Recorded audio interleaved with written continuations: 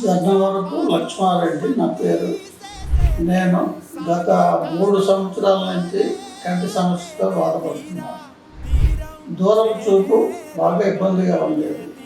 5 డాక్టర్ల దగ్గర చూపించుకున్నాను.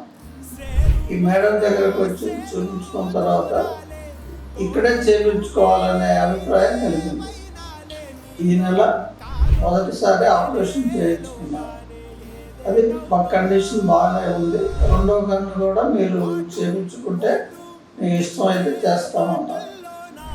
అప్పుడు రెండవ కన్ను 13వ తారీఖు చేయించుకున్నాను.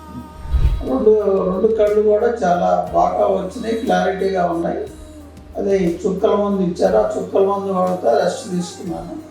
నా చూపు చాలా క్లారిటీగా ఖచ్చితంగా బాగా వచ్చింది.